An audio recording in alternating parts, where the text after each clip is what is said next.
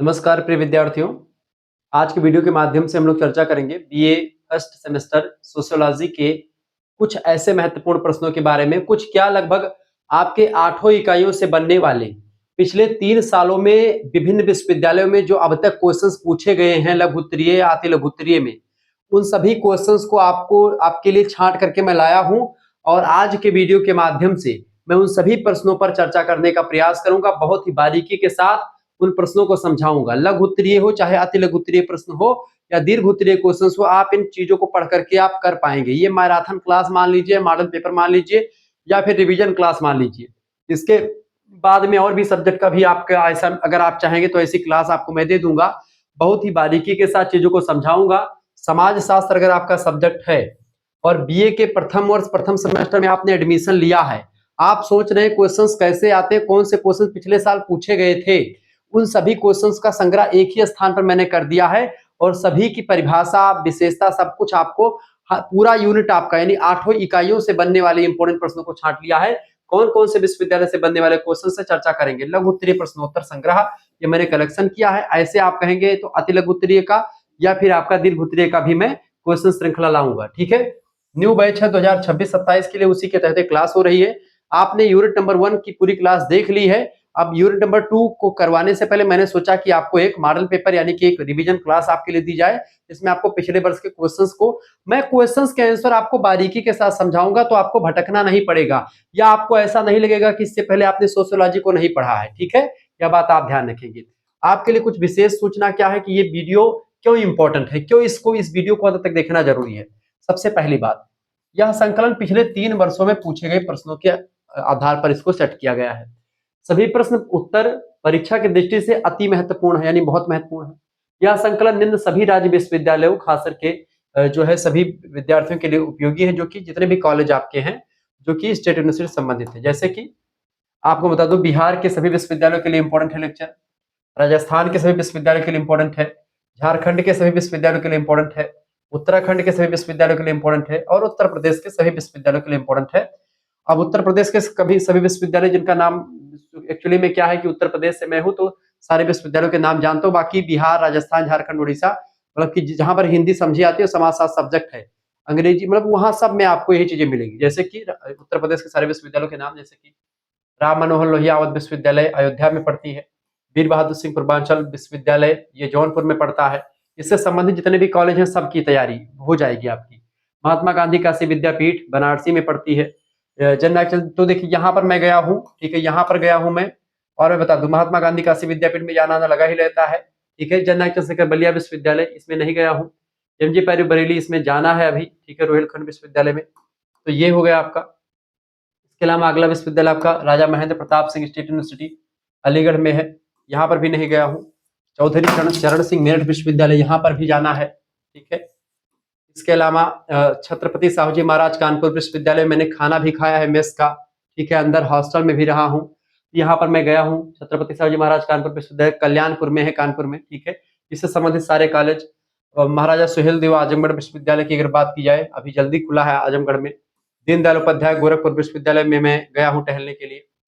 ठीक है, माँ पाटेश्वरी देवी यूनिवर्सिटी बल्लामपुर यहाँ पर भी मैं गया हूँ। ठीक है, तो अभी नया खुला है, अभी जस्ट इसका उद्घाटन भी हो रहा है। ठीक है, खुला है, कनेक्टेड है। ठीक है, यस के यानी कि सिद्धार्थ यूनिवर्सिटी कपिलवस्तु यहाँ पर नहीं गया हूँ, लेकिन इसका सबसे फेमस कॉलेज था एमएलके पीजी कॉलेज, वहां पर मैं गया हूँ।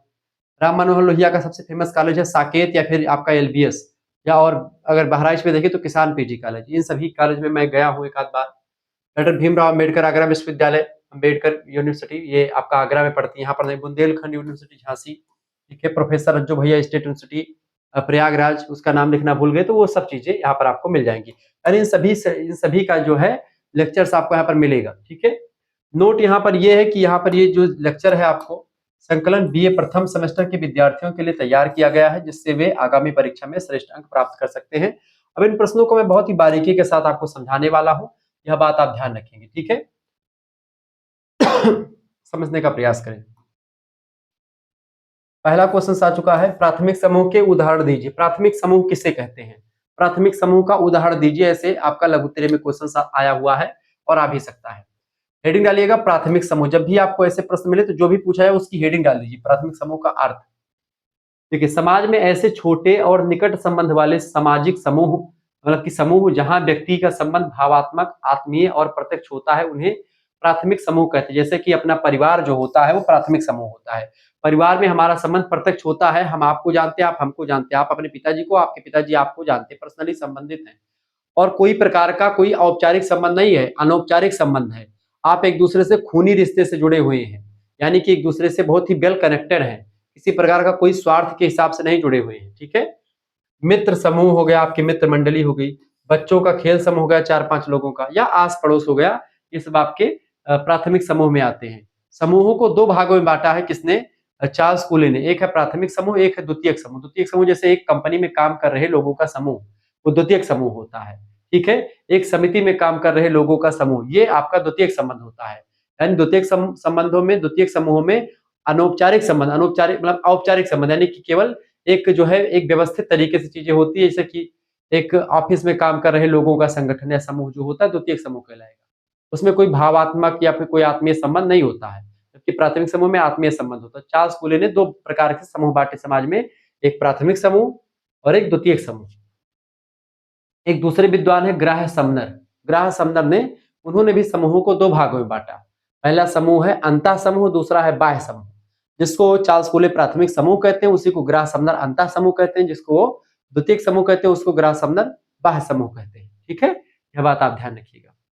देखिए, समाज शास्त्रियों की परिभाषा देखिए, उन्होंने क्या कहा। जैसे चार्ल्स कूले कहते हैं, इसकी सामाजिक समूह की परिभाषा को देते हुए चार्ल्स कूले कहते हैं कि प्राथमिक समूह वह है जिसमें व्यक्ति एक दूसरे के साथ प्रत्यक्ष और आत्मीय संपर्क रखते हैं।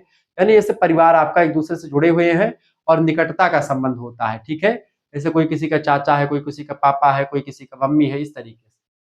मैकाइवर और पेज कहते हैं, यहाँ पर थोड़ा सा स्पेलिंग गड़बड़ हो गई, हिंदी वर्तनी गड़बड़ है, ठीक है। मैकाइवर और पेज कहते हैं कि प्राथमिक समूह वे समूह हैं जिनमें लोगों का संबंध क्या होता है, भावात्मक निकटता और आत्मीयता पर आधारित होता है। यानी कि एक इमोशनली कनेक्ट होते हैं और एक तरीके से ये वेल इकट्ठा होते हैं। एक आपके लिए शुक्ल स्टडी पॉइंट की परिभाषा तैयार की गई, जो आप अपनी परीक्षा में लिख सकते हैं। ये परिभाषा आप अपने हिसाब से लिख सकते हैं, ये मैं पूरी छूट देता हूं आपको। ये परिभाषा लिखेंगे तो सभी विद्वानों की परिभाषा इसमें इंक्लूड मैंने करवा दी है। देखिए, प्राथमिक समूह वह है जहां पर क्या होता है, व्यक्तियों का संबंध केवल सामाजिक नियमों पर आधारित नहीं होता कि सामाजिक नियम ऐसे, एक सामाजिक संगठन हो गया तो सामाजिक संगठन में सामाजिक नियमों के तहत चीजें बनी होती है। परिवार में कोई नियम नहीं होता संबंधों में, एक प्राथमिक संबंध होता है उसमें, बल्कि आत्मीयता, सहयोग और भावात्मक इमोशनली कनेक्ट होते हैं, ठीक है। निकटता पर आधारित होता है यह संबंध। ये होते हैं आपके प्राथमिक समूह। प्राथमिक समूह की विशेषताएं लिखिएगा, हेडिंग ये भी आपसे पूछी जा सकती है, विशेषताएं। देखिए, प्राथमिक समूह की पहली विशेषता ये है बाबू, इसका आकार छोटा होता है, यानी कि इसमें कितने लोग होते हैं, 10 लोग, 5 लोग, 20 लोग, इतने लोग होते हैं।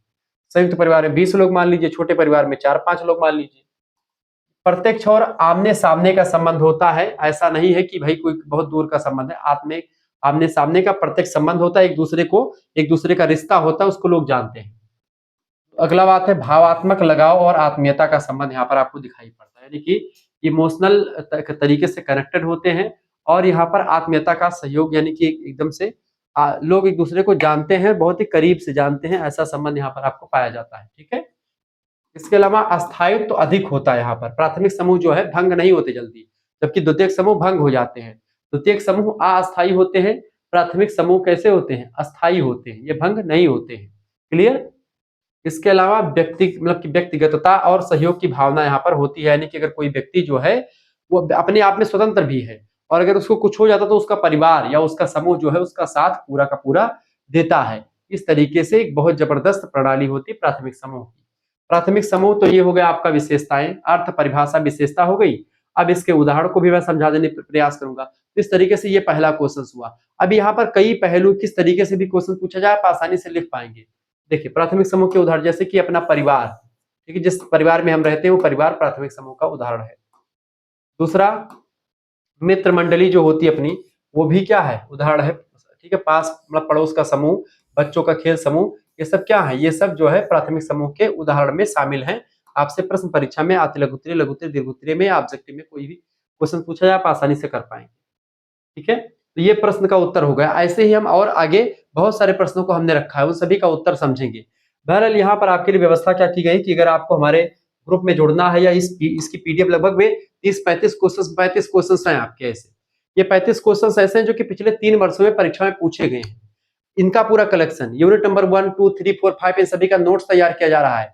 ऑब्जेक्टिव लिखित सारे टाइप की, तो वो सब आपको मिलेगा। पीडीएफ नोट्स मिलेगा, लाइव क्लास, वीडियो लेक्चर्स, केवल एक सब्जेक्ट का नहीं सभी सब्जेक्ट का। वो सब कैसे प्राप्त करना है, आपको कोर्स में कैसे ज्वाइन होना है, उसी के लिए आपको इन्फॉर्मेशन देना है। 9161 93 60 62 इस नंबर पर आप व्हाट्सएप पर एसएमएस कर दीजिएगा। क्या एसएमएस करेंगे, आप अपना नाम एसएमएस कर दीजिएगा, अपने यूनिवर्सिटी का नाम, अपने सब्जेक्ट के नेम और आप किस सेमेस्टर में है। प्रथम सेमेस्टर में है आप लिख करके भेज दीजिए, गुरुजी हम फर्स्ट सेमेस्टर में हैं, हम 100 रुपए वाला कोर्स ज्वाइन करना चाहते हैं और गुरुजी हमको बताइए। आप इसके अंदर भेजिए, मैं पेमेंट करने के लिए रेडी हूँ। ये पेमेंट आप किसी दूसरे से भी करवा सकते हैं, ऐसा नहीं कि आपको जुड़ना है तो आप ही केवल पेमेंट करें। आप पेमेंट नहीं चलाते हैं, ऑनलाइन माध्यम कुछ यूज करते हैं, तो आप किसी दूसरे से भी फीस जमा करवा सकते हैं। ठीक है, केवल 100 रुपए फीस रखी गई है आपके लिए। केवल 100 रुपए फीस में आपको क्या क्या मिलेगा, लाइव क्लास के लिंक वाले ग्रुप से आपको जोड़ा जाएगा, वहां पर लाइव क्लास की लिंक आती रहेगी। उसके बाद में मान लेते आप लाइव क्लास देखने से चूक जाते तो उसकी वीडियो लेक्चर आपको मिलेंगे, ठीक है, उसी ग्रुप में। साथ ही साथ में अगर आपको मान लेते वीडियो लाइव क्लास आप देख चुके हैं और आपको नोट्स मतलब तैयारी का रिवीजन करना, तो उसके लिए पीडीएफ नोट्स की पूरी व्यवस्था, ठीक है, चैप्टर वाइज यूनिट वाइज पूरी पीडीएफ नोट्स मिलेगी विथ एमसीक्यूज, यानी कि यहाँ पर एमसीक्यूज यानी कि मल्टीपल चॉइस क्वेश्चंस, जो ऑब्जेक्टिव टाइप के क्वेश्चंस होते हैं वो भी मिलेंगे। एमसीक्यूज के अलावा यहाँ पर सबसे इंपॉर्टेंट बात है कि प्रीवियस ईयर क्वेश्चन पेपर की भी व्यवस्था आपके लिए की गई है। जितने भी विश्वविद्यालयों के नाम मैंने ऊपर बताए हैं वो सारे विश्वविद्यालय के लिए पूरा सिलेबस आपका वैध है, यह बात आप ध्यान रखेंगे। तो चाहे आप राजस्थान, उत्तर प्रदेश, बिहार, झारखंड, उड़ीसा, उत्तराखंड, ठीक है, मध्य प्रदेश, राजस्थान कहीं से भी पढ़ रहे हैं, सभी के लिए लेक्चर पूरा इंपॉर्टेंट है, यह बात आप ध्यान रखेंगे। Live class, video lecture, PDF notes, MCQs, previous year question paper यानी पीवाईक्यू, सब कुछ आपको मिलेगा। ऑब्जेक्टिव लिखित सारे टाइप का, केवल एक सब्जेक्ट का नहीं। सबसे इंपॉर्टेंट बात यह है कि यहाँ पर केवल सोशियोलॉजी का 100 रुपए में नहीं मिल रहा है, बल्कि सोशियोलॉजी के अलावा आपका जो सब्जेक्ट्स होंगे, जैसे कि 3 मेजर सब्जेक्ट, माइनर सब्जेक्ट, को करिकुलर सब्जेक्ट, जो भी आपका सब्जेक्ट होगा, यानी कुल मिलाकर के 4-5 सब्जेक्ट जो भी होंगे, उन सभी की तैयारी मात्र और मात्र 100 रुपए फीस में। इतना बढ़िया ऑफर आपको कभी नहीं मिलने वाला है, यह बात आप ध्यान रखेंगे। जिन बच्चों को पीडीएफ नोट्स वाले ग्रुप से जुड़ना है वो तुरंत एसएमएस करें। मेरे हिसाब से आप सभी को जुड़ना चाहिए। आगे चल करके आप टीजीटी, पीजीटी की तैयारी करने के लिए एलिजिबल हो चुके, क्योंकि मैं जो नोट्स तैयार कर रहा हूँ, नोट्स टीजीटी, पीजीटी के लिए इंपॉर्टेंट है। आप आगे चल करके बीएचयू, जेएनयू, दिल्ली विश्वविद्यालय या बड़े बड़े सेंट्रल यूनिवर्सिटी में दाखिला लेना चाहते हो तो एमए का एंट्रेंस एग्जाम के लिए आपकी यहाँ पर एक पृष्ठभूमि तैयार होगी। आप नेट जेआरएफ का पेपर देंगे आगे भविष्य में, इससे सोशियोलॉजिस्ट, तो उसके लिए आपकी पृष्ठभूमि तैयार होगी। यानी आपके लिए बेहतर कंटेंट क्वालिटी, या फिर आप किसी भी सरकारी नौकरी की तैयारी करें तो उसके लिए भी, जैसे आपका हिस्ट्री, सोशियोलॉजी, ज्योग्राफी सब्जेक्ट है तो ज्योग्राफी, हिस्ट्री में आप जो है बढ़िया कर पाएंगे, सोशियोलॉजी में बढ़िया कर पाएंगे, यानी सभी सब्जेक्ट का मिल जाएगा। को करिकुलर में आपको फूड, न्यूट्रिशन, हाइजीन पढ़ना है, वो भी आपको पूरा मिल जाएगा। तो सब कुछ आपके लिए पूरी व्यवस्था है। तुरंत आप व्हाट्सएप पर एसएमएस करिएगा इस हमारे नंबर पर, इतना अपना नाम, यूनिवर्सिटी का नाम, सब्जेक्ट नेम, और मात्र 100 रुपए फीस आपको जमा करना पड़ेगा। उसके बाद में आपको जोड़ दिया जाए ग्रुप में। कोई फ्रॉड और कोई ये सब नहीं है, ठीक है। कुछ बच्चे गुरुजी कोई फ्रॉड तो नहीं, कोई फ्रॉड नहीं बेटा। मैं ओपन प्लेटफॉर्म पर बोल रहा हूँ आपके समक्ष, इतने सब्सक्राइबर हैं, इतने बच्चे पढ़ते हैं, तो और बहुत सारे बच्चे जुड़ चुके हैं। ये बात आप ध्यान रखना है, किसी प्रकार कोई दिक्कत नहीं है, ठीक है। तुरंत एसएमएस कीजिए, तुरंत देर मत कीजिए, क्योंकि देर करेंगे तो आपका ही घाटा होगा। जितना जल्दी जुड़ोगे उतना जल्दी आप पढ़ते रहोगे। वैधता, बहुत सारे बच्चे पूछते हैं कि वैधता कितने दिन तक है गुरुजी। देखिए, जब तक आपका फर्स्ट सेमेस्टर का पेपर हो नहीं जाएगा तब तक आपको इसमें पढ़ाया जाएगा। फिर उसके बाद में जब सेकंड सेमेस्टर का जो है तैयारी शुरू होगा, उसी ग्रुप में आपको इन्फॉर्मेशन मिल जाएगी गुरुजी कि भैया सेकंड सेमेस्टर में आप जुड़ जाओ, सेकंड सेमेस्टर ग्रुप अलग बन चुका है, तो इसलिए आप उसमें जुड़ जाएंगे तो फिर उसमें आपको फिर नोट्स मिलता रहेगा, ठीक है। उसमें जुड़ने के लिए भी आपको फीस पेमेंट करना होगा। चलिए तुरंत जुड़ जाइए। अब दूसरा क्वेश्चन आप देखिएगा, परिवार की परिभाषा।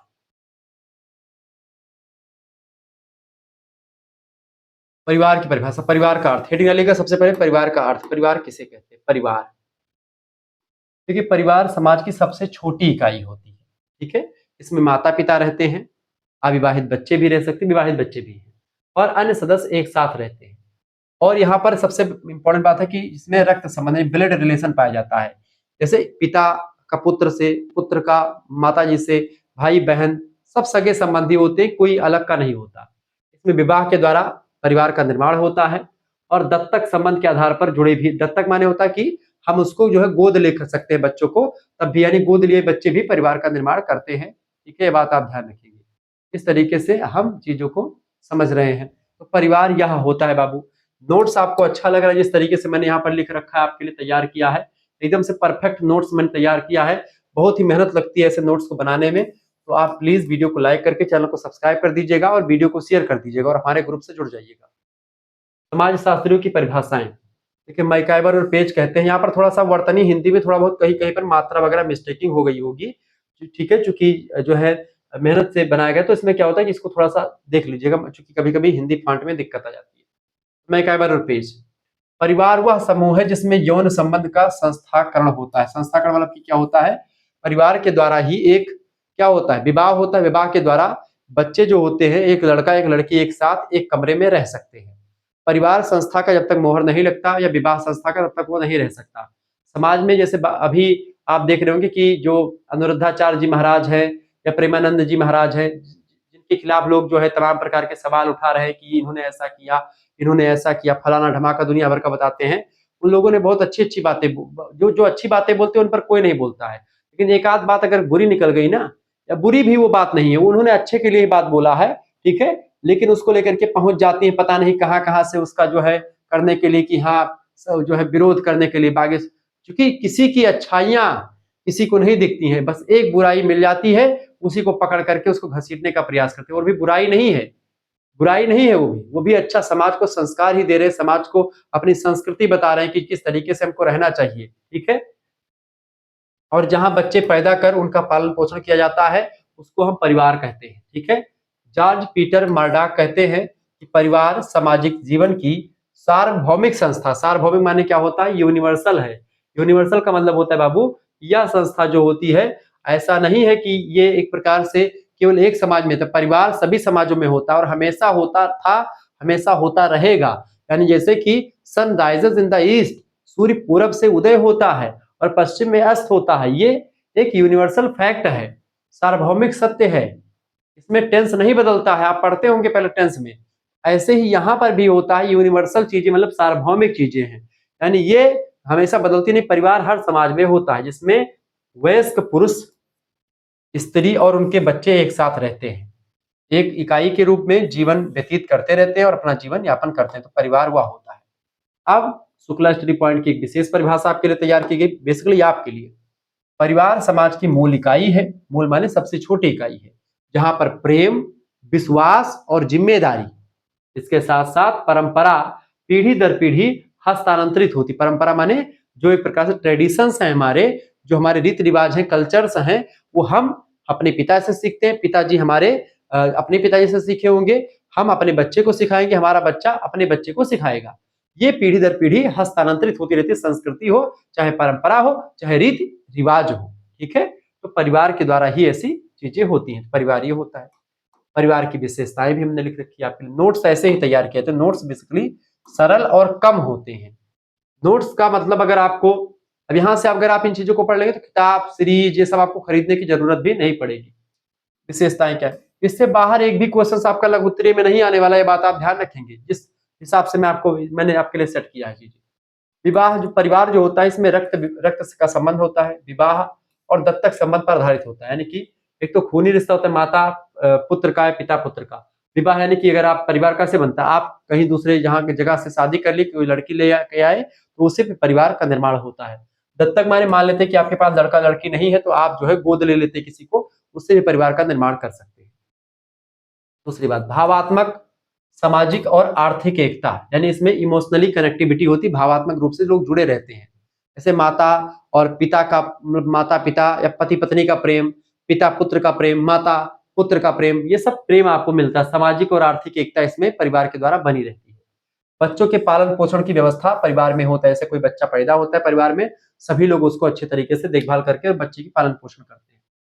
इसके अलावा परंपराओं और मूल्यों का संचार यहाँ पर होता है। परिवार से एक पीढ़ी से दूसरी पीढ़ी में परंपराएं हस्तांतरित होती हैं। परिवार में रहकर के जो बच्चा सीखता है, धीरे धीरे करके वो अपने बच्चों को सिखाएगा, उसका बच्चा उसके बच्चे को सिखाएगा। इस तरीके से संचार होता है, कम्युनिकेशन होता है परंपराओं का और सामाजिक मूल्यों का। इसके अलावा अस्थायित्व और सामाजिक नियंत्रण, यानी कि सामाजिक नियंत्रण, अगर मान लेते हैं कि आप कोई गलत काम करते हैं, कोई ऐसा काम करते हैं जो समाज के दृष्टिकोण से अच्छा नहीं है, जैसे कि सामाजिक मूल्यों के खिलाफ है, जैसे कि चोरी करते हैं समाज में आप, या आप जो है दबंगई करते हैं, किसी को मारते पीटते हैं, तो ये समाज के मूल्य के खिलाफ काम है। अब इसको रोकेगा कौन? परिवार ही रोकेगा। परिवार में जैसे परिवार का मुखिया जो होगा यानी आपके पिताजी, वो आपको डांटेंगे कि बेटा ये काम गलत है, ये सामाजिक मूल्यों के खिलाफ काम आप कर रहे हैं, इसीलिए आपको यह काम नहीं करना चाहिए, क्योंकि चोरी करना सामाजिक मूल्य नहीं है, चोरी करना गलत बात है। आपके पिताजी ही आपको डांटेंगे। अगर जिस बच्चे का परिवार नहीं होता है, वो बच्चे उसको कोई डांटे, कौन डांटने वाला? कोई डांटने वाला नहीं है। वो गलतियां करेगा, उसको पुलिस सजा देगी। लेकिन समाज में अगर कोई बच्चा गलत काम करता है तो उसका परिवार जो होता है पहले उससे वरहन, गांव में कहते हैं कि वरहन दिन जात है। अगर किसी का बच्चा ने किसी कोई चोरी कर लिया, कुछ भी कर लिया तो सबसे पहले पुलिस कंप्लेंट ना करके गांव में रीति रिवाज चलता है कि भाई पहले हम उनके यहाँ वरहन देंगे। वरहन माने क्या होता है कि उनको बताएंगे, उनके पिताजी को बताएंगे कि भाई आपका बच्चा ने हमारे बच्चे को मारा है, ठीक है, हमारे यहाँ पर चोरी करी है। तो फिर उसका पिता जो होगा एक्शन लेगा, अगर एक्शन नहीं लेता तो फिर वो पुलिस कंप्लेंट करेगा। ये सिस्टम चलता है। तो स्थायित्व तो होता है परिवार का, परिवार बना रहता है हमेशा, और सामाजिक नियंत्रण होता है, परिवार सार्वभौमिक होते हैं, ठीक है। ये इस तरीके से परिवार की विशेषता आपकी होगी। अगला प्रश्न, समिति के दो प्रकार बताइए। ये लघु उत्तरीय अति लघु उत्तरीय दोनों में आ सकते हैं, तो इसीलिए मैंने समिति का अर्थ अब दो प्रकार केवल लिख देता तो समझ में नहीं आता आपको, इसीलिए मैंने समिति का अर्थ परिभाषा सब कुछ आपको लिख करके समझाया। समिति का अर्थ, समिति किसे कहते हैं? देखिए, समिति को अंग्रेजी में एसोसिएशन कहते हैं। समिति जो होती है नियमों की व्यवस्था होती है। समिति दिखती नहीं है, समिति आपको नहीं देख पाएंगे। जैसे दुर्गा पूजा भी होने वाला है, दुर्गा पूजा में समिति बनेगी, दुर्गा पूजा की समिति। जैसे हमारे गांव में बनती है कौन सी? न्यू बाल दुर्गा पूजा समिति, ठीक है। उसमें हम ही लोग रहते हैं, अपना पूजा दुर्गा जी का करवाते हैं। तो उसमें क्या होता है, फिर आरती वगैरह होती है। तो न्यू बाल दुर्गा पूजा समिति, तो हम लोग कितने 9 दिन के लिए सब लोग इकट्ठा होते हैं। कोई उसमें अध्यक्ष बन गया, कोई कुछ बन गया, कुछ कुछ बन गया, सबके अपने अपने काम होते हैं, ठीक है। तो समिति क्या है बेटा? समिति दिखती है, समिति लोगों का ऐसा संगठन है, ऐसा समूह। समिति एक मूर्त धारणा है और संस्था अमूर्त धारणा है। समिति में क्या होता है, कुछ लोग इकट्ठा होते हैं किसी विशेष उद्देश्य की पूर्ति के लिए। जैसे दुर्गा पूजा करवाना है, दुर्गा पूजा करवाना एक विशेष उद्देश्य है, और जैसे उद्देश्य खत्म होगा 9 दिन के बाद में दुर्गा पूजा की समिति भंग हो जाएगी, ठीक है। सब अपने अपने रास्ते हो जाएंगे, फिर वो अध्यक्ष नहीं कहलाएंगे। 9 दिन तक अध्यक्ष है, 9 दिन तक कोषाध्यक्ष, 9 दिन तक सचिव बने, 9 दिन तक कार्यकारी के अध्यक्ष बने, कुछ भी हो। तो समितियां जो होती हैं वो एक प्रकार से एक निश्चित उद्देश्य या विशेष उद्देश्य की को पूरा करने के लिए गठित करी जाती हैं, बनाई जाती हैं, और जब वह उद्देश्य पूरा हो जाता तो उनको भंग कर दिया जाता है। अतः समितियां अस्थायी प्रकृति की होती हैं, यानी कि इसमें बदलाव होता है, ये भंग हो जाती है, ठीक है। ये बात आप ध्यान रखिए। चलिए समझते हैं। समिति वह संगठन है जिसे व्यक्ति किसी विशेष उद्देश्य की पूर्ति के लिए बनाते हैं, या कृत्रिम संगठन यानी मनुष्यों के द्वारा बनाया गया संगठन को कृत्रिम संगठन कहते हैं। वह कृत्रिम संगठन है और इसका निर्माण विधिवत नियमों तथा प्रक्रियाओं के अनुसार होता है। यानी एक नियम होता है, एक प्रक्रियाएं होती हैं, इन्हीं प्रक्रियाओं के तहत ये आगे बढ़ता है। समिति के इन्हीं विधिवत नियमों और प्रक्रियाओं की व्यवस्था को संस्था का नाम दिया जाता है एसोसिएशन। समिति और एसोसिएशन में ही अंतर, एसोसिएशन नियमों की व्यवस्था है, संस्था नियमों की व्यवस्था, जबकि समिति लोगों का संगठन है। संस्था जो होती है वह नियमों की व्यवस्था होती है। समाज शास्त्रियों के अनुसार अगर परिभाषाओं को देखें, मैकाइवर पेस कहते हैं कि समिति एक ऐसा संगठन है जो सामान्य हितों और उद्देश्यों की प्राप्ति के लिए लोगों के द्वारा बनाया जाता है, ठीक है। गेटलिन कहते हैं कि समिति वह समूह है जो विशेष उद्देश्यों की प्राप्ति के लिए नियोजित रूप से गठित किया जाता है, प्लान करके गठित किया जाता है कि भाई हमको क्या क्या करना, कैसे कैसे करना है। एक विशेष परिभाषा आपके लिए तैयार की गई है। समिति वह संस्था है बेटा जिसे व्यक्ति अपनी इच्छा के अनुसार रचते हैं ताकि किसी सामाजिक, धार्मिक, राजनीतिक या सांस्कृतिक उद्देश्य, अब वो उद्देश्य आपका सामाजिक हित के लिए हो सकता है, धार्मिक हित के लिए हो सकता है, राजनीतिक हित के लिए हो सकता है, फिर सांस्कृतिक हित के लिए हो सकता है, कुछ कोई भी आपका हो सकता है। तो समिति एक संस्था है जिसे व्यक्ति अपनी इच्छा के अनुसार बनाते हैं, और जब वह उद्देश्य खत्म हो जाता है तो उसको भंग भी कर दिया जाता है। ये समिति की परिभाषा आप लिख सकते हैं शुक्लाष्टमी पॉइंट के अनुसार। समिति कई प्रकार की होती है। समिति के प्रकार हेडिंग डालिएगा, समिति के प्रकार। एक मैं आपको एक ओरल पॉइंट ऑफ व्यू दे रहा हूँ, सरल तरीके से समझाने का प्रयास कर रहा हूँ। ये सब क्वेश्चन आपके लघु उत्तरीय, अति लघु उत्तरीय, दीर्घ उत्तरीय में आ सकते हैं। एक होती है औपचारिक समिति जिसको आप फॉर्मल एसोसिएशन बोलते हैं। एक होती है अनौपचारिक समिति जिसको आप इनफॉर्मल एसोसिएशन बोलते हैं। फॉर्मल एक नियमों की पर आधारित होती है, जबकि इनफॉर्मल बिना नियमों की होती है। इसमें लिखित संविधान है, इसमें एक इसका जो नियम कायदा, औपचारिक समिति का नियम कायदा पूरा लिखा होता है कि क्या क्या करना, क्या क्या नहीं करना, नियमों पर आधारित होती है। जैसे कि विद्यालय समिति, विद्यालय का एक अपना नियम होता है और अपना सिस्टम होता है। नगर निगम समिति, सहकारी समितियां ये एक जो है नियमों की व्यवस्था के अकॉर्डिंग एक फॉर्मल तरीके से होती है। जैसे कि आप फॉर्मल पैंट एक होता है जीन्स का पैंट। तो फॉर्मल पैंट जो होता है वो आप ऑफिस वगैरह पहन करके जा सकते हैं, औपचारिक होता है वो, एक नियम के तहत पहनते हैं। जबकि फॉर्मल पैंट जैसे कि जीन्स पैंट पहन लिया, कुछ भी पहन लिया, ट्राउजर कोई लाद लिया, वो सब फॉर्मल मतलब वो इनफॉर्मल हो गया, उसका कोई मतलब नहीं है, वो आप कभी भी पहन सकते हैं। अनौपचारिक में भी कोई नियमों की व्यवस्था नहीं होती, व्यक्तिगत संपर्क होता है इसमें, आपस में सब इकट्ठा हुए और एकदम से पूरा बना लिए, जो जैसा करना कर रहा है। मित्रता पर आधारित होती है, कोई नियम कायदा नहीं होता है। जैसे दोस्तों का क्लब हो गया, ठीक है, साहित्यिक मंडली हो गई, पूरा कहीं पर बैठ करके शुरू हो गए अपना कविता पाठ करना, पठन पाठन समूह हो गए, कई चार चार पांच बच्चे इकट्ठा मिलकर के पढ़ाई करने लगे, ठीक है।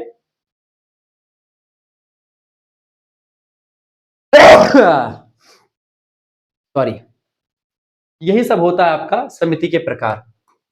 आगे समिति की विशेषताओं को देखें, या समिति की विशेषताएं वही हो गई। समिति की विशेषताएं ये कि समितियां सार्वभौमिक होती हैं, इनका एक विशेष उद्देश्य होता है, ये एक प्रकार से अस्थायी प्रकृति इनकी होती है, ये कभी भी भंग हो सकती हैं अपना उद्देश्य पूर्ति के लिए। इसकी सदस्यता जन्मजात नहीं होती है, इसकी सदस्यता ऐच्छिक होती है, जब चाहो तो समिति में आप शामिल हो सकते हो, जब चाहो तो उससे निकल सकते हो, ठीक है, ये सब चीजें।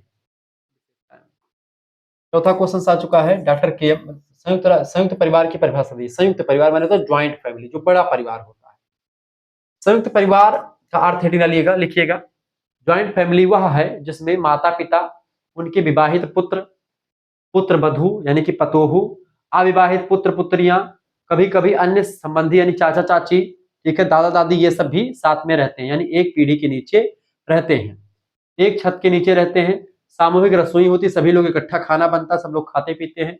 खेती पाती सब एक में ही होती है, और संसाधनों का संयुक्त उपयोग करते हैं। जैसे मोटरसाइकिल है तो चार भाई चारों चलाएंगे, ठीक है। संयुक्त परिवार ही होता है। जैसे मेरे यहाँ पर संयुक्त परिवार है, जैसे कि मेरे पिताजी, उसके बाद में दादाजी हमारे, फिर चाचा चाची, फिर जो है आप देखते हैं कि जो है हम चार भाई, ठीक है, सिस्टर, फिर हमारे भैया के दो, एक पुत्र एक पुत्रियां, फिर छोटे वाले मतलब कि माझले वाले भाई के एक पुत्र हुआ अभी जल्द में।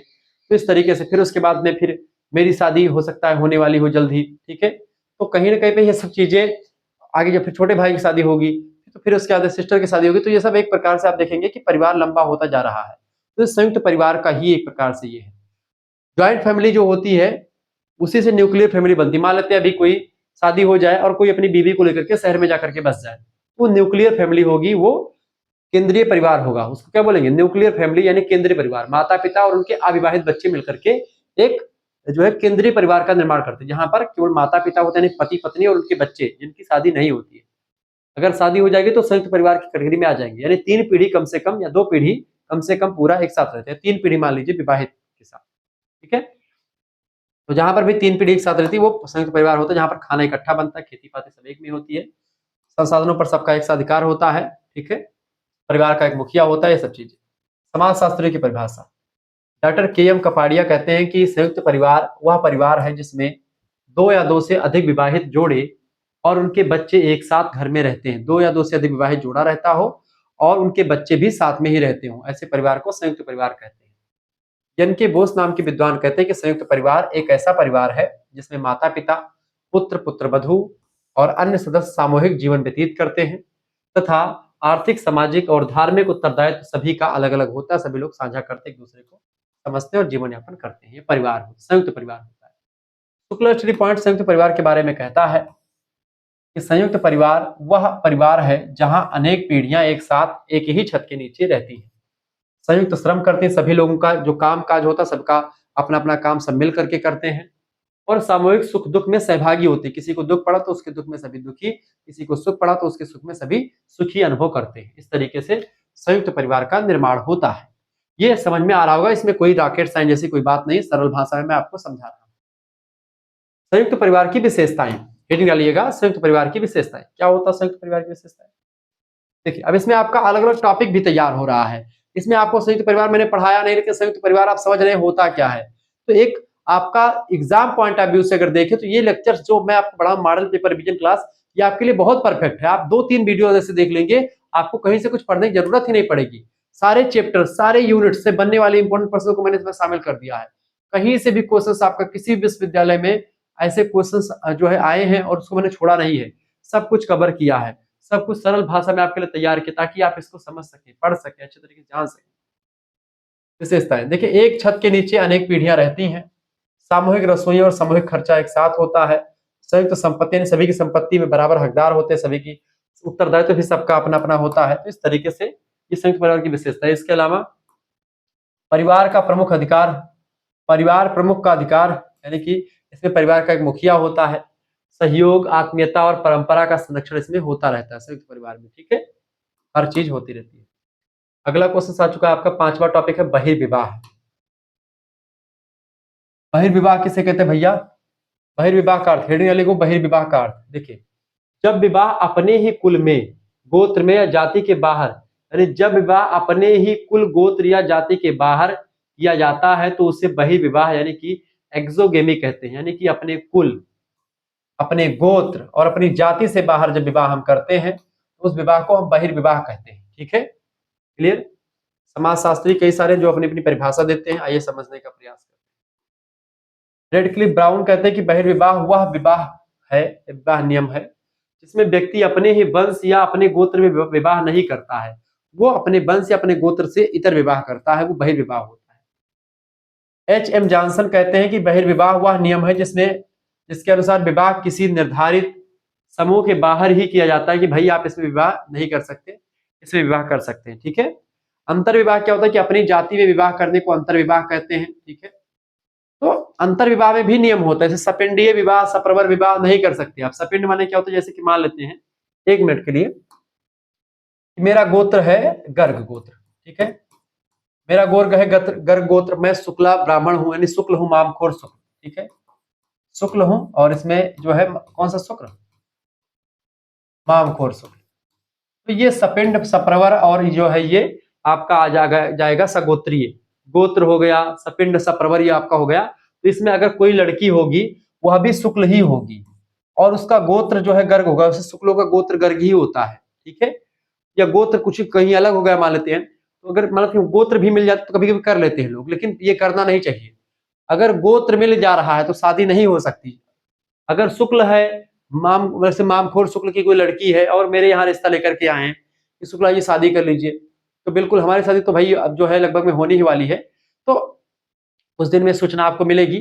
तो जो जैसे मान लेते हैं कोई भी, मतलब कि एक उदाहरण के रूप में मैं समझा रहा हूं, तो ये शादी नहीं हो सकती। क्यों नहीं हो सकती? क्योंकि ये मेरी बहन लगेगी।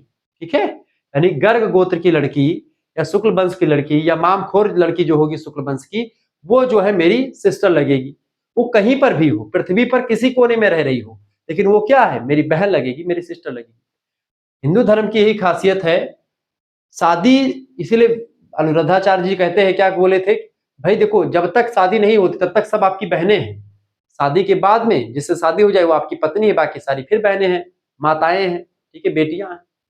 राम जी का भी यही सिद्धांत था कि, क्या सिद्धांत था भगवान रामचंद्र जी का, मर्यादा पुरुषोत्तम भगवान श्री राम, ऐसे नहीं कहा गया उनको, मर्यादित थे, क्योंकि उनके समाज में, जिस समाज में राम जी थे, जिस समय थे, राजा दशरथ उनके पिताजी 3 रानियां रखते थे। ऐसे ऐसे तमाम रानियां, राजाओं के पास में कई रानियां होती थी, एक रानी नहीं होती थी राजाओं के पास, कई रानियां होती थी। लेकिन भगवान राम ने कहा, उस परंपरा को तोड़ा और उन्होंने एक शादी करी माता सीता से। जंगल में हरण हो जाता है माता सीता का, चाहते तो लौट आते कुछ दिन तक और रहते, क्या जरूरत है रावण से लड़ने के लिए, लेकिन नहीं, वो उन्होंने दिखाया कि मैं एक स्त्री शादी हुई, उसके प्रेम में मैंने इतना बड़े जो है साम्राज्य को तहस नहस कर दिया। प्रेम में ये ताकत होती है। तो कहीं ना कहीं पे अगर एक विवाह को प्रोत्साहन दिया भगवान राम ने, इसलिए मर्यादा पुरुषोत्तम है। भगवान राम ने सबरी के जूठे बैर खाए, दलित मतलब कि जो एक प्रकार से दूसरे जाति से थी, या फिर उसको छूना भी नहीं चाहिए था, जैसे लोग छुआछूत का जो मानते हैं, उसको खंडित किया। तो भगवान राम किसी एक जाति के कभी मतलब कि भगवान नहीं है, सभी जाति के हैं और सभी धर्म के हैं। भगवान राम जैसा कोई संसार में नहीं हुआ है, उनके इतना विद्वान, मर्यादित होकर के, शस्त्र बल में निपुण, ठीक है, विद्वान, बुद्धि, सब कुछ उनके पास। कहते हैं कि बस अपनी नारी को छोड़ सभी दुनिया में जितनी नारी हैं, रिश्ते में मेरे कुछ और नहीं, माँ बेटी बहन हमारी हैं। सीधे सीधे जब कहते हैं इस तरीके से, तो कहीं ना कहीं पे आप देखें सुरपंखा आती है तो सीधा सीधा भगवान राम यही कहते हैं कि भाई शूर्पणखा बहुत सुंदर रूप धारण करके आती, चाहते तो शादी कर लेते जंगल में। कहा कि नहीं, रिश्ते में मतलब कि दुनिया में जितनी नारी हैं, रिश्ते में मेरे कुछ और नहीं, माँ बेटी बहन हमारी हैं। अगर बड़ी हैं तो माता जी हुई, ठीक है, समकक्ष है तो सिस्टर हुई, और छोटी है तो पुत्री हुई, ठीक है।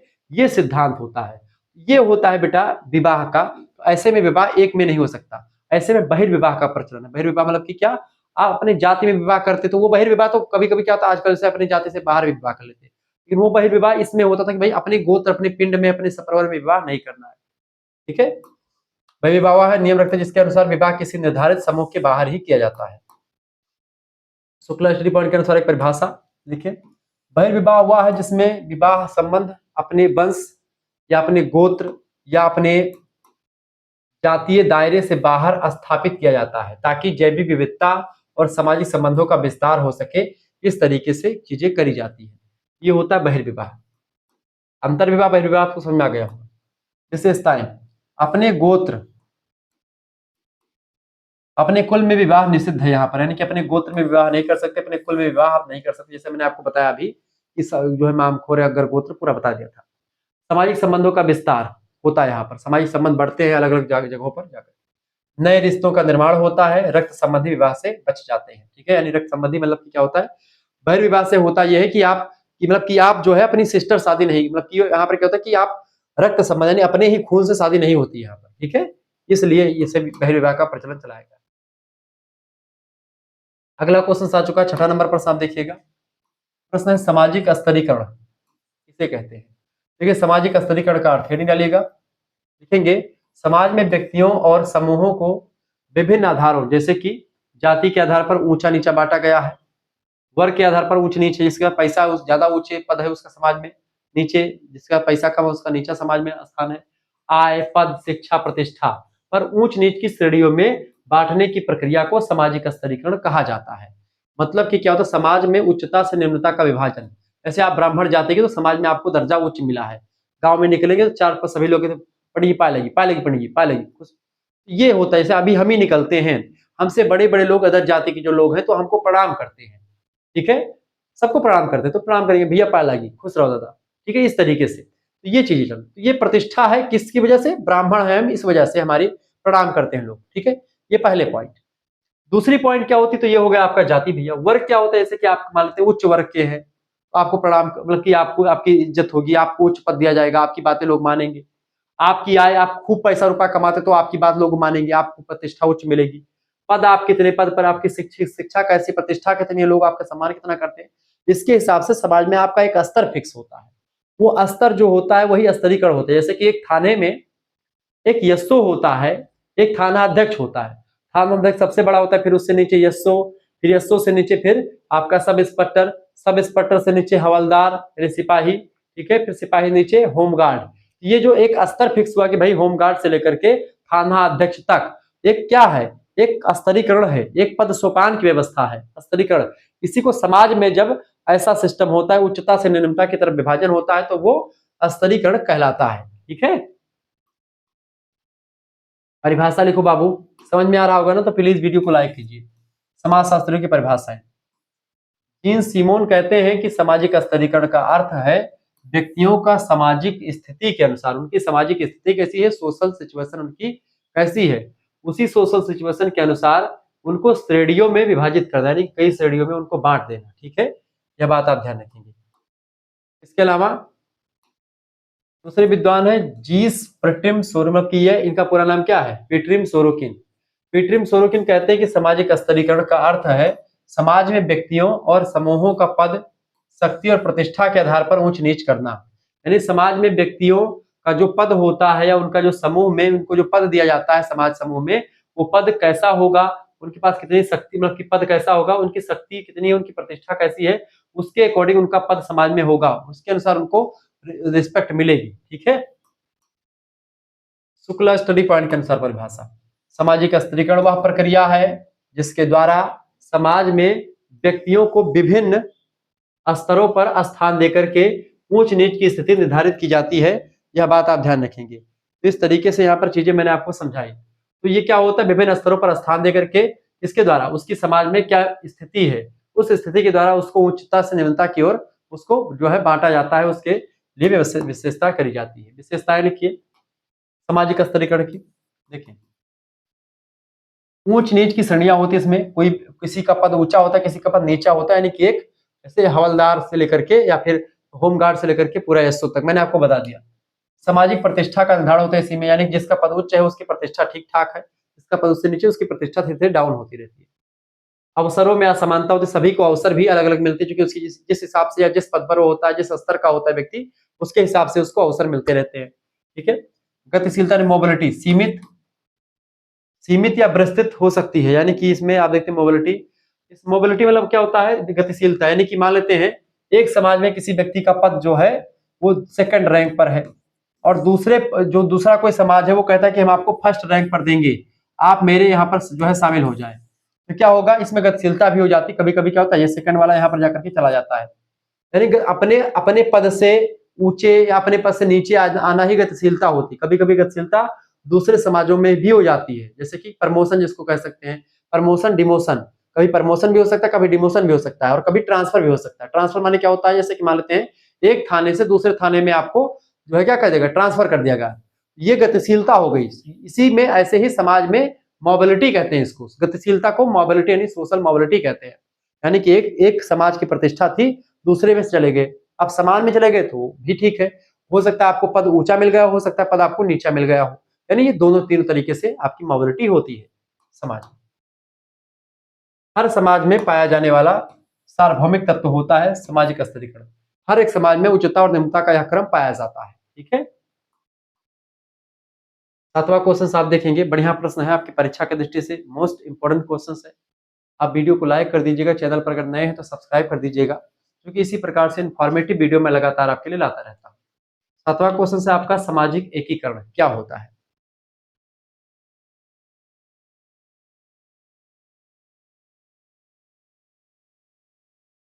बताएं भैया।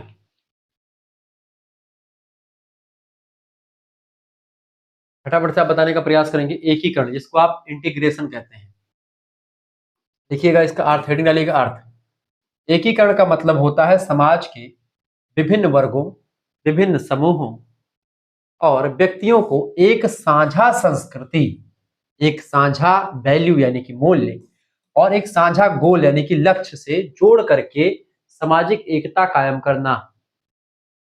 एकीकरण माने मतलब समाज इकट्ठा हो जाए, उस सभी सभी पूरे समाज का उद्देश्य एक हो, सभी समाज किसी मुद्दे पर एक होकर के बात करें, उसको सामाजिक एकीकरण कहते हैं। सामाजिक एकीकरण में कई सारी बाधाएं आती, कभी कभी धर्म आ जाता है आड़े, कभी कभी भाषा, कभी कभी क्षेत्रवाद, ऐसे राष्ट्रीय एकीकरण में भी बाधाएं उत्पन्न करते हैं, भाषावाद, क्षेत्रवाद, संप्रदायवाद, ये सब। समाजशास्त्रियों की परिभाषाओं को देखें। टैलकाइट पार्सन्स कहते हैं कि एकीकरण, सामाजिक एकीकरण वह प्रक्रिया है जिसके द्वारा क्या होता है, समाज के विभिन्न हिस्से, समाज के तमाम अलग अलग हिस्से होते हैं, वो सारे हिस्से एक दूसरे से जुड़ करके एक संतुलित व्यवस्था का निर्माण करते, कई तमाम हिस्से हैं समाज के, और वो सब इकट्ठा होकर के एक संतुलित जो है व्यवस्था बनाते हैं, उसी को एकीकरण कहा जाता है। समाज के सारे हिस्से इकट्ठा होकर के एक अच्छा समाज का निर्माण, एक सकारात्मक समाज का निर्माण। आगबर्न कहते हैं, आगबर्न क्या कहते हैं, सामाजिक एकीकरण समाज के उन तत्वों का क्या है, सामंजस्य है। किन तत्वों का सामंजस्य है, उन तत्वों का सामंजस्य है जो सामाजिक यानी सोशल जीवन यानी सोशल लाइफ को क्या करते हैं, स्थिरता प्रदान करते हैं। जब सामाजिक एकीकरण हो जाता है तो समाज का जो एक प्रकार से लाइफ है वो अच्छे तरीके से व्यक्ति जीवन यापन करता है। जब यही एकीकरण के मार्ग में बाधा उत्पन्न होती है तो तमाम प्रकार की सामाजिक समस्याएं उत्पन्न होती हैं। जैसे भाषावाद भी समाज में एकता नहीं लाने देता है। सामाजिक एकता तभी आती है जब भाषा, सभी भाषाएं एक होकर के एक अच्छी भाषा बने, समाज में सारे धर्म एक संभाव हो, सभी इकट्ठा होकर के काम करें, सभी संस्कृति एक हो जाएं, तो ये सब होता है। ठीक है। सामाजिक एकीकरण शुक्ला स्टडी पॉइंट के अनुसार एक विशेष परिभाषा आपके लिए तैयार की जा रही है, वो आप देखिए। देखिए सामाजिक एकीकरण वह प्रक्रिया है, वह प्रोसेस है, सबसे पहली बात ये एक प्रोसेस है, एक प्रक्रिया है, ठीक है? जिसमें होता क्या है, जिसमें समाज के अलग अलग समूह, ठीक है, क्या करते हैं, अपने भेद को मिटा करके समाज के तमाम प्रकार के अंतर, सभी समाज के तमाम समूहों में अलग अलग अंतर होता है, अलग अलग समूहों की अलग अलग विशेषताएं होती हैं, उन विशेषताओं को अपने आप में मर्ज कर देते हैं, मिल जाते हैं। जैसे कि पहले हीरो और होंडा की एक मोटरसाइकिल आती थी, अब क्या है कि हीरो और होंडा दो कंपनियां अलग अलग बन गई। ठीक है, तो ये क्या हो गया, ये एकीकरण नहीं हुआ। एकीकरण कब होता है, जब हीरो और होंडा अभी अलग अलग कंपनी बनी हुई है, अब फिर से मिलकर के हीरो होंडा की एक दूसरी नई मोटरसाइकिल बन जाए, वहां पर एकीकरण हो जाएगा, यानी जो दो टुकड़ों में बटा हुआ है कंपनियां, वो इकट्ठा हो जाएंगे। जैसे कि आप देखते पहले क्या था, जियो सिनेमा का एक अलग ऐप आता था, आज भी आता है, हॉट स्टार अलग ऐप आता था। अब आईपीएल को लेकर के हॉट स्टार और जियो सिनेमा में बड़ी द्वंद्व होता था, वो कहता था कि हम चलाएंगे, वो कहता था हम चलाएंगे। ठीक है, पहले फिल्म चलाया, परकाया लोगों को आईपीएल देखने के लिए, अब पैसे लग रहे हैं उसके। फिर क्या हुआ, अब क्या कर दिया, और तमाम चीजों को मिला करके एक नया एप्लीकेशन लॉन्च कर दिया गया, जियो हॉट स्टार। ये एक एकीकरण हो गया। ठीक है, सोशल मीडिया पर आज जियो हॉट स्टार जैसा ऐप जो है, उस पर आप सब कुछ देख पाते हैं। क्या किया उसने, जियो यानी कि जियो सिनेमा वाला जियो उठाया और हॉट स्टार से स्टार उठा लिया, उसको क्या कर दिया, जियो हॉट स्टार बना दिया। समझ रहे हैं, तो इस तरीके से हॉट स्टार में अब जियो की भी भागीदारी हो गई, यानी एकीकरण यहाँ पर हो गया।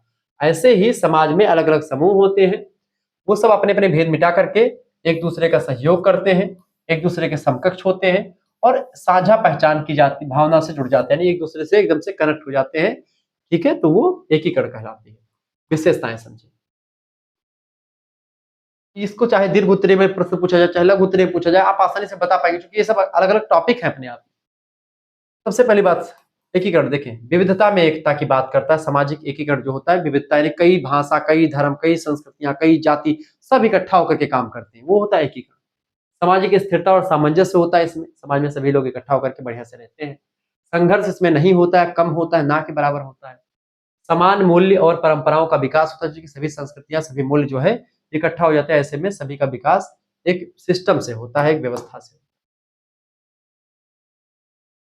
अगला अगला प्रश्न 8वां नंबर क्वेश्चन आपके स्क्रीन पर आ चुका है। प्रश्न, रूढ़ियों की विशेषताएं बताएं। देखिए, रूढ़ियों की अगर बात की जाए तो रूढ़ियां किसे कहते हैं, सामाजिक रूढ़ी, प्रश्न आपसे परीक्षा में खूब पूछा गया है, ये सब रिपीटेड क्वेश्चन है। देखिए, रूढ़ियों की अगर बात की, रूढ़ियों को अंग्रेजी में कस्टम्स कहते हैं। कस्टम्स वे अस्थायी परंपराएं या रीति रिवाज होते हैं जिन्हें समाज लंबे समय से मानता आ रहा होता है। रूढ़ियां लंबे समय से एक ऐसी परंपराएं जिनको हम लंबे समय से मानते आ रहे हैं, उनको हम रूढ़ी कहते हैं, जिन्हें लोग पालन करना अपना कर्तव्य समझ लेते हैं कि इसको हमको करना ही करना है। समझ रहे हैं, जैसे कि लड़का पैदा होता तो हम छठवें दिन छठी करते हैं, बरहे दिन बरही करते हैं। ये क्या है, एक रूढ़ी, इसको हमने मान लिया कि भाई इसको करना, ये परंपराएं ऐसी हैं जो लगातार हमको करनी होती है, अभी ना करें तो कुछ गड़बड़ हो जाए, इसका डर भी हमको बना रहता है। ये होती हैं रूढ़ियां। ठीक है, रूढ़ियों की परिभाषा देखें। गिलिन और गिलिन नाम के विद्वान कहते हैं कि रूढ़ी वह आदत है, यह वह आदत होती है जिसे सामाजिक स्वीकृति प्राप्त है, समाज इस पर मोहर लगा देती है कि हाँ ये चीजें सही है और इसको पालन करना चाहिए, और जिसे पीढ़ी दर पीढ़ी अपनाया जाता है उसी को रूढ़ी कहते हैं। ठीक है, इसकी मोहर लग जाती है कि भाई हाँ इसको मानना जाना चाहिए। वोगाडर्स कहते हैं कि रूढ़ी वह सामाजिक व्यवहार है, यानी एक सोशल बिहेवियर है रूढ़ी, कैसा, जिसे समाज के सदस्य बिना प्रश्न किए उस पर विश्वास करते हैं और उसको स्वीकार करते हैं बिना तर्क के। कि भाई कहते हैं कि मंगर बुद्ध उत्तर दिश कालू और दक्षिण जाए तो हो निवालू, ये लोकोक्ति चल गई। अभी धीरे धीरे इस पर फोकस हुआ, समाज ने इस पर मोहर लगा दी कि मंगलवार और बुधवार को अगर उत्तर दिशा की यात्रा करते हैं तो आपको लाभ नहीं मिलेगा, आपको हानि हो सकती है। दक्षिण जाए तो हो निहालू, निहालू मतलब कि अगर दक्षिण दिशा में आप यात्रा करते हैं तो आपको फायदा होने वाला है। ठीक है, मंगल और बुधवार को। ठीक है, इसके अलावा सूख शनिचर पूरब न चालू, सूख और शनिचर को पूरब दिशा में यात्रा नहीं करनी चाहिए। क्लियर, यही सब चीजें, तो ये सब क्या है, ये सब धीरे धीरे की परंपराएं बन गई। जैसे आप देखते हैं शादी में तमाम चीजें रीति रिवाज होते, तो वो सब परंपराएं बन चुकी हैं। तो उन वो परंपराएं जो लगातार चलती आ रही हैं, लगातार चलती रही और एक समय पर मोहर समाज की लग गई, भाई ये परंपरा होनी ही चाहिए, ये परफेक्ट परंपरा है, ये अच्छी परंपरा है। ठीक है, तो उसी को रूढ़ी कहते हैं, जब वो परंपरा सिद्ध हो जाती है सामाजिक नियमों के द्वारा और समाज के सभी लोग उसको मानने लगते हैं। शुक्ला स्टडी पॉइंट की विशेष परिभाषा लिखिए। रूढ़ि वह सामाजिक परंपरा है जो लंबे अभ्यास और सामाजिक स्वीकृति की वजह से व्यक्तियों के आचरण का अनिवार्य अंग बन जाती है। इसको बिना तर्क, बिना जो है सोचे समझे, क्योंकि समाज उसको मानना तो उसको हमको मानना ही है, ठीक है। उसको हम अपना कर्तव्य समझते बिना उसके किसी प्रश्न किए। विशेषताएं समझे। परंपरागत और अस्थायी होती है। रूढ़ियां क्या होती? परंपरागत होती, लगातार चलती आ रही होती है, और अस्थायी होती है, भंग जल्दी नहीं होती। समाज द्वारा मान्यता प्राप्त होती है, सबसे पहली बात। इसके अलावा अनिवार्यता का भाव, इसको समाज को मानना ही होता है। इसके अलावा पीढ़ी दर पीढ़ी हस्तांतरण, एक पीढ़ी के बाद में दूसरी पीढ़ी फिर उसी रूढ़ी को अपनाती चली जाती है, फिर वो दूसरी, फिर दूसरी, तीसरी, चौथी, इस तरीके से उसको हम अपनाते चले जाते हैं। इसके अलावा समाज में अनुशासन बनाए रखने वाली होती है। रूढ़ियां क्या होती हैं? समाज में अनुशासन बना करके रखने वाली होती है।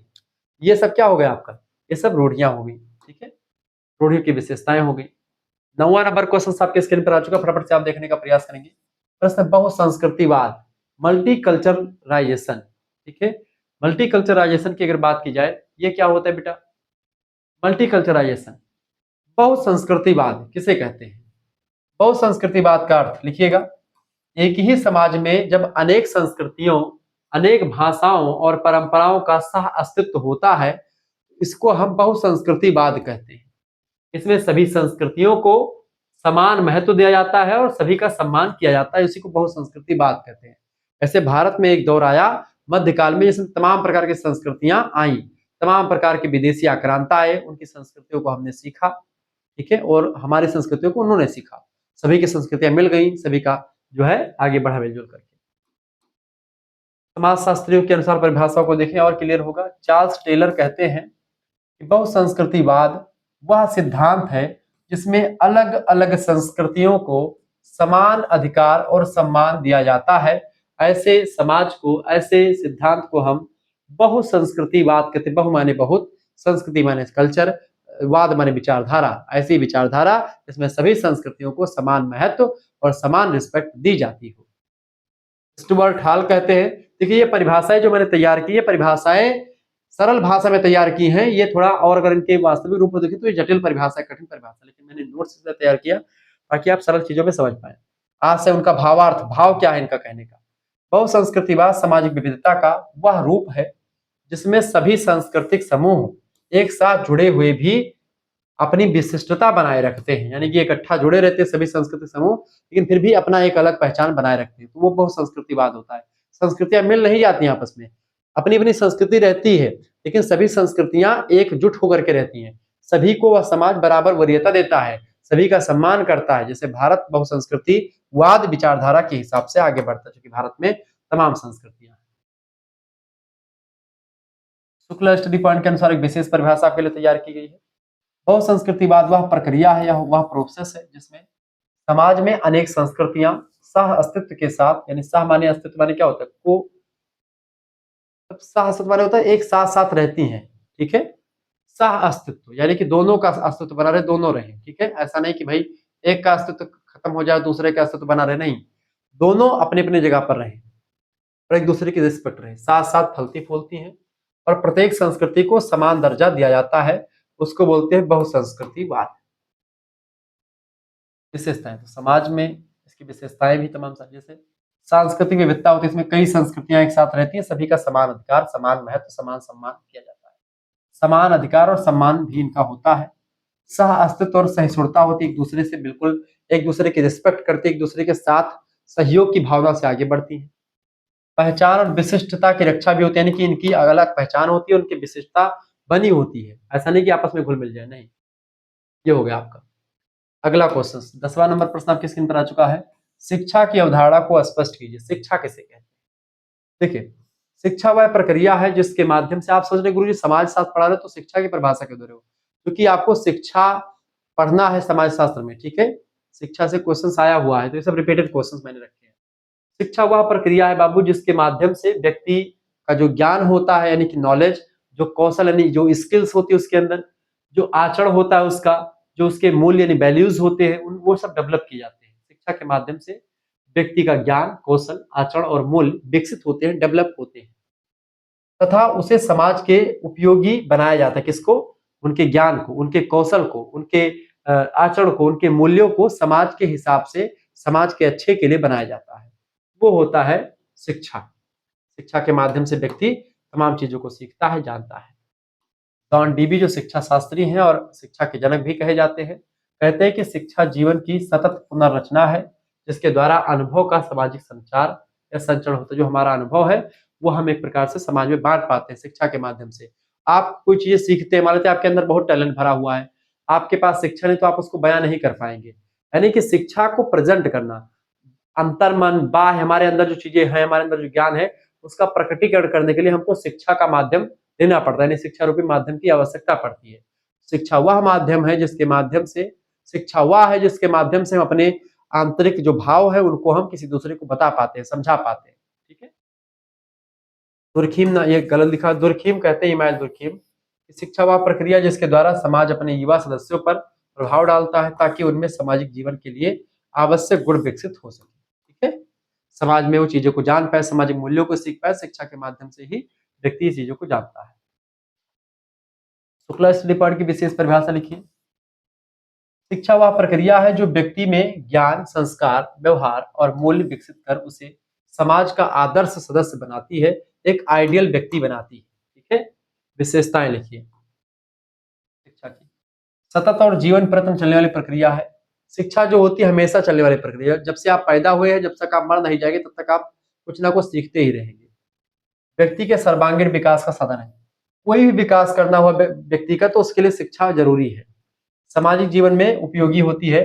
ठीक है। हर समाज में शिक्षा का जरूरी होना, मतलब कि शिक्षा जरूरी है हर एक चीज के लिए।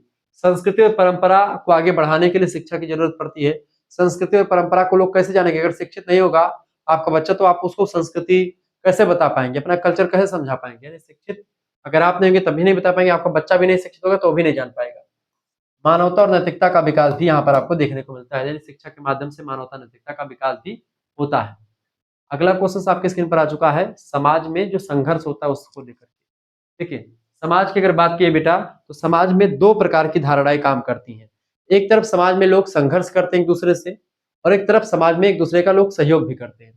समाज की विशेषता क्या है? समाज में सहयोग और संघर्ष दोनों की विशेषताएं पाई जाती हैं। ये अपने आप में एक टॉपिक है, समाज में सहयोग और संघर्ष। ठीक है। संघर्ष किसे कहते हैं? कॉन्फ्लिक्ट। अर्थ लिखिए, जब दो या दो से अधिक व्यक्ति या समूह अपने हितों, अपने मूल्यों या अपने उद्देश्यों के कारण टकराव की स्थिति में आ जाते हैं तो उसे हम संघर्ष कहते हैं। यानी कि किसी का मूल्य आपस में लड़ रहा है, दो व्यक्ति अपना अपना हित चाह रहे हैं, दोनों का हित अलग अलग है, फिर आपस में टकराव हो गया, दोनों के मूल्य नहीं समझ में आ रहे हैं एक दूसरे को। ठीक है। तो इस तरीके से उसके टकराव की स्थिति आ जाती है, वही टकराव की स्थिति ही क्या बोला जाता है? उसको संघर्ष बोलते हैं। समाजशास्त्रियों की परिभाषा है, हेडिंग लिखिएगा लुईस कोजर के अनुसार। लुईस कोजर कहते हैं कि संघर्ष वह प्रक्रिया है जिसमें व्यक्ति या समूह अपने लक्ष्यों की पूर्ति के लिए दूसरों का विरोध करते हैं। यानी अपने लक्ष्य की पूर्ति के लिए दूसरों का विरोध करते हैं, ये अपने चीज को प्राप्त करने के लिए। जैसे कि मान लेते हैं संघर्ष में क्या होता है, जैसे मान लेते हैं कि हम कोई काम कर रहे हैं आगे बढ़ने का, तो हम काम कर रहे हैं आगे बढ़ने का, तो हमारी टांग खींच करके अपने आप को आगे बढ़ जाए या खुद भी मेहनत करके। अगर कोई व्यक्ति, दो व्यक्ति हैं, दो परीक्षार्थी जो है परीक्षा की तैयारी कर रहे हैं। एक परीक्षार्थी जो है खूब मेहनत करके पढ़ाई में खूब तेज हो गया, ठीक है, और दूसरा पढ़ाई में मेहनत नहीं कर पा रहा है, तो वो क्या करेगा? वो सोचेगा कि फलानाओं का ना हो, या तो वो सहयोग कर देगा, तो वहां पर सामाजिक सहयोग हो जाएगा। लेकिन संघर्ष कब होता है? संघर्ष तब होता है जब वह व्यक्ति, वह बच्चा जो पढ़ने में तेज है, उसको किसी ऐसा सिस्टम बना करके वो कि पेपर ही ना दे पाए, पेपर में उसकी तबीयत खराब हो जाए, ऐसे कुछ कर दे। यानी संघर्ष वहां पर उत्पन्न होता है कि भाई ये आगे ना बढ़े, चाहे इसको भी कुछ भी करना पड़े। संघर्ष वहां पर होता है। समाज कोई व्यक्ति आगे बढ़ रहा है, उसको ऐसे किसी मुद्दे में फंसा ताकि वो आगे ही ना बढ़ पाए, संघर्ष वहां पर होता है। और अगर यही चीज क्या हो कि हम जैसे मान लेते हैं हम भी वो आगे बढ़ रहा है, हम भी खूब दबा के पढ़े ताकि हमको और अच्छा नंबर मिले, तब ये इसको बोलते हैं कंपटीशन। तीन चीजें होती, संघर्ष, कंपटीशन और आपका कॉन्फ्लिक्ट, सहयोग, कोऑपरेशन, कॉन्फ्लिक्ट और कंपटीशन। तो कंपटीशन में एक दूसरे का प्रतिस्पर्धा होता है, लोग अपना खुद पढ़ते हैं, उनसे मतलब नहीं कि हमारा सामने वाला क्या है, हम अपना पहले आए पे, हमको दूसरे से नहीं मतलब है कि हम पहले पे आए, हमको दूसरों से कोई मतलब नहीं है। ये हो गया आपका क्या हो गया, ये हो गया आपका कंपटीशन। कॉन्फ्लिक्ट क्या होगा कि वो हम आगे जाए या ना जाए, लेकिन वो फलाने आगे नहीं जाना चाहिए, संघर्ष वहां पर उत्पन्न होगा। गांव वगैरह में एक दूसरे के मेढ़े काटा करते हैं आदमी, ठीक है, दीवार उठाओ तो 2 इंच इनके बढ़ाए बनाए ली है, ये संघर्ष होता है। सहयोग कब होता है कि भाई इसे दीवार उठने लगी, अरे भैया तुम्हारा छज्जा निकाले का, दो छज्जा निकाल दो, हमारे में निकाल दो, सहयोग हो। समझो, तो समाज में तीनों चीजें आपको दिखाई पड़ती है। सीमेल कहते हैं, जॉर्ज सीमेल कहते हैं कि संघर्ष समाज का एक अस्थायी तत्व है जो विरोध के साथ साथ एकता की ओर भी ले जाता है। ठीक है, कभी कभी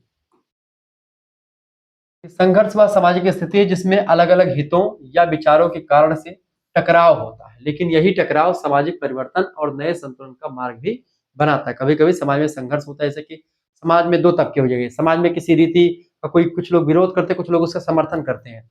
अब जो समर्थन कर रहे हैं तो वो एक प्रकार से रहेंगे, जो विरोध कर रहे हैं वो एक प्रकार से अलग रहेंगे, तो ये संघर्ष होगा दोनों के बीच में, ये संघर्ष होगा। विशेषताएं देखिए, टकराव और विरोध की स्थिति होती है, सीमित या व्यापक रूप में पाया जाता है, ये सामाजिक संघर्ष जो होता है, सामाजिक परिवार का साधन है ये। ठीक है, ये बात आप ध्यान, क्या है बेटा, सामाजिक परिवार का सामाजिक परिवर्तन जो होता है सामाजिक संघर्ष से होता है। इसके अलावा प्रत्यक्ष या अप्रत्यक्ष रूप से ये हो सकता है, किसी प्रकार से भी सामाजिक संघर्ष हो सकता है। ठीक है, ये बात आप ध्यान रखिए। इस तरीके से आपने 11 क्वेश्चंस को समझा, और इसके बाद में हम और भी लगभग हमने 35-40 क्वेश्चन रखे हुए हैं। ये श्रृंखला आगे बढ़ती रहेगी। तो आज आपने पार्ट 1 समझा या मॉडल पेपर 1 समझा, इसके बाद में मॉडल पेपर दूसरा आएगा जिसमें हम और क्वेश्चंस को समझेंगे। ये सब क्वेश्चंस आपकी परीक्षा में पूछे गए हैं, मोस्ट रिपीटेड क्वेश्चंस का ये प्रैक्टिस सेट 1 थी। प्रैक्टिस सेट 2 जल्द ही आपका आएगा लिखित वालों के लिए। ठीक है, परेशान ना हो। इन सभी का अगर आपको पीडीएफ प्राप्त करना तो पीडीएफ आप प्राप्त कर सकते हैं 9161936062 इस नंबर पर आपको व्हाट्सएप पर एसएमएस कर देना है। ठीक है, क्या एसएमएस करेंगे, आप अपना नाम एसएमएस कर दीजिएगा, अपनी यूनिवर्सिटी का नाम, अपने सब्जेक्ट के नेम, और आप किस सेमेस्टर में, अपने सेमेस्टर का नाम, प्रथम सेमेस्टर में है उसका नाम लिख करके इस नंबर पर व्हाट्सएप पर भेज दीजिएगा। आपके पास एक स्कैनर भेजा जाएगा, क्यूआर कोड, इसी क्यूआर कोड पर आपको 100 रुपए फीस जमा कर देनी है। जैसे 100 रुपए फीस, आप किसी दूसरे से भी फीस जमा करवा सकते हैं, खुद भी जमा कर सकते हैं, कैसे भी करके आप जुड़ सकते हैं। ठीक है, ये बात आप ध्यान रखेंगे। और इसमें क्या मिलेगा आपको, लाइव व्हाट्सएप ग्रुप से आपको जोड़ा जाएगा, वहां पर लाइव क्लास की लिंक मिलेगी। ठीक है, वीडियो लेक्चर्स आपको मिलेंगे। ठीक है, साथ साथ में आपको सभी सब्जेक्ट का पीडीएफ नोट्स मिलेगा, आपकी प्राइवेसी का पूरा ध्यान रखा जाएगा। पीडीएफ नोट्स आपका एमसीक्यूज और ऑब्जेक्टिव दोनों टाइप का, एमसीक्यूज और लिखित दोनों टाइप के आपके होंगे। इसके साथ सबसे इंपॉर्टेंट बात इसमें क्या है कि एमसीक्यूज और जो लिखित होगा इन सभी का प्रीवियस ईयर क्वेश्चन, पिछले साल के पुराने पेपर्स भी मिलेंगे। और उससे पुराने पेपर आपको पढ़े या ना पढ़े कोई दिक्कत नहीं, क्योंकि मैं सारे पेपर्स को पढ़ करके तब ये क्वेश्चंस की आंसर्स मैं श्रृंखला बना रहा हूँ। ठीक है, ऐसे ऑब्जेक्टिव टाइप के क्वेश्चंस की श्रृंखला प्रैक्टिस सेट चालू हो रही है, वो भी आपको मिल जाएंगी। पहले से अवेलेबल सारे नोट्स आपको मिल जाएंगे, यानी बहुत ही, आपको कहीं से कोई किताब, कोई सीरीज नहीं खरीदनी पड़ेगी। आप एक सब्जेक्ट किताब खरीदेंगे तो कम से कम 200 रुपए की किताब आ जाएगी। मान लेते हैं 200 रुपए और 5 से गुणा कर दो, कितना हो जाएगा, जो 5 10, कम से कम 1000 की किताब हो जाएगी आपके पांचों सब्जेक्ट की। ठीक है, यहाँ पर सभी सब्जेक्ट का मिलेगा, 3 मेजर सब्जेक्ट, 1 माइनर सब्जेक्ट, 1 को करिकुलर सब्जेक्ट। को करिकुलर का पेपर सभी विश्वविद्यालय में ऑब्जेक्टिव होता है, तो उसके लिए पूरी विशेष तैयारी आपको मिल जाएगी। ठीक है, तो ये पांचों सब्जेक्ट की तैयारी मात्र 100 रुपए फीस में आपको मिलेगी, यह बात आप ध्यान रखिएगा। जिन बच्चों को जुड़ना वो जुड़ सकते केवल 100 रुपए में। अगर आप सीरीज खरीदेंगे, जो नोट्स वगैरह आते हैं, तो भी आपका लगभग में 300 रुपए लग जाएंगे। एक सीरीज के दाम कितना रुपए है, 60 रुपए है, 5 सीरीज का दाम कितना हो जाएगा, 300 रुपए हो जाएगा। अगर आप हमसे जुड़ेंगे तो आप वीडियो भी मिलेगा, पीडीएफ भी मिलेगा, आप डायरेक्टली हमसे जुड़ पाएंगे, आप हमसे बातचीत कर पाएंगे, बीएस संबंधित जो आपके मुद्दे होंगे, जो आपको चीजें समझ में नहीं आएंगी, वो सब आपको मैं समझाऊंगा। और टीजीटी पीजीटी आगे चल करके आपको करना है, आपको नेट जेआरएफ के पेपर देने हैं, आपको एमए करना है अच्छे तरीके से, तो आप सोशियोलॉजी से बहुत आगे तक बढ़ सकते हैं। अगर आप हमारे साथ जुड़ेंगे तो आपको गाइडेंस भी मिलता रहेगा, आपको जानकारी भी मिलती रहेगी, आपको सब कुछ मिलता रहेगा। तो प्लीज आप जुड़ने का प्रयास करें, क्योंकि मात्र 100 रुपए फीस, कोई बहुत बड़ी फीस आपके लिए नहीं रखी गई है, मात्र 100 रुपए में आपको सब कुछ मिलेगा। ध्यान रखेंगे, एप्लीकेशन, बहुत सारे बच्चे पूछते हैं गुरुजी एप्लीकेशन कौन सा है। एप्लीकेशन नहीं डाउनलोड करना है अभी, एप्लीकेशन पे मैं नहीं पढ़ाता हूँ। ठीक है, ये क्लासेस आपको यूट्यूब पर वीडियोस के रूप में मिलेंगी, अनलिस्टेड वीडियो भी होंगी आपकी, अनलिस्टेड वीडियोस, और साथ ही साथ में आपको कुछ पब्लिक वीडियोस प्लेलिस्ट पूरी मिल जाएगी आपको। ठीक है, तो यूट्यूब पर आप वीडियोस देख पाएंगे सभी सब्जेक्ट की, लेकिन क्या होगा, उसका पीडीएफ या फिर कुछ ऐसी क्लासेस होती है जो आपको सारी यूट्यूब पर नहीं दिखती है, वो आपको अनलिस्टेड फॉर्म में मिलेंगी, वो आपको जब ग्रुप में जुड़ेंगे तभी आपको दिखेगी। तो इस तरीके से आपका फायदा ही फायदा है। पीडीएफ नोट्स मिलेगा आपको, पीडीएफ से पढ़कर, जब आप ये पीडीएफ जो मिली, जो पीडीएफ है पीछे 35 क्वेश्चन इकट्ठा आप एग्जाम देने जा रहे हैं, फोन खोला, तुरंत पीडीएफ निकाल कर आपने पढ़ लिया, फटाफट से पढ़ लिया, फिर पेपर तुरंत देने पहुंच गए, और ये सब क्वेश्चन सरल भाषा में लिखे, तुरंत समझ में भी आ गए। एक बार आपने वीडियो देखी, एक बार दोबारा से पीडीएफ पढ़ लिया, आपका काम हो गया, कहीं से कुछ पढ़ने की जरूरत ही नहीं पड़ेगी। तुरंत जुड़िए, और सभी सब्जेक्ट का आपको कोर्स लेना है, सभी यूनिवर्सिटीज के लिए वैध सिलेबस है। यूनिवर्सिटीज तो मैंने आपका नाम सभी का बता ही दिया था। मिलते हैं फिर नेक्स्ट वीडियो में, तब तक के लिए जय हिंद जय भारत। आप सभी का बहुत बहुत धन्यवाद। आपको बता दूं, सब कुछ आपको मिलेगा, तमाम नोट्स यहाँ पर तैयार किए गए हैं। देखिए ये क्वेश्चन जो आप सोच रहे हैं कि क्वेश्चन 12 नंबर क्वेश्चन, देखिए क्वेश्चन आपके नोट्स, ये सब सारे नोट्स मैंने तैयार कर लिया, आपके लिए नोट्स तैयार किया गया है। ये सब नोट्स सभी सब्जेक्ट का, देखिए ये सब क्वेश्चंस हैं।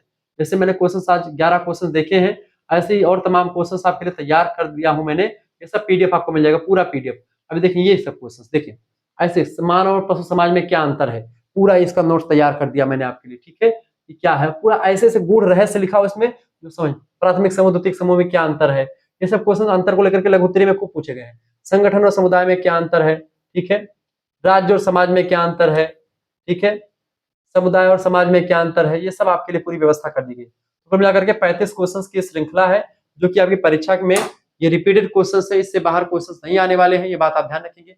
मिलेंगे फिर नेक्स्ट वीडियो में, तब तक के लिए जय हिंद जय भारत। आप सभी का बहुत बहुत धन्यवाद। अब इसका जो वीडियो जो होगा अगले 11 टॉपिक आपके अगले वीडियो में, फिर 3 टॉपिक मतलब 3 क्लासेस में आपका ये पूरा सेट समाप्त हो जाएगा। ठीक है, धन्यवाद। मिलते हैं फिर नेक्स्ट वीडियो में, तब तक के लिए जय हिंद जय भारत। बहुत बहुत धन्यवाद।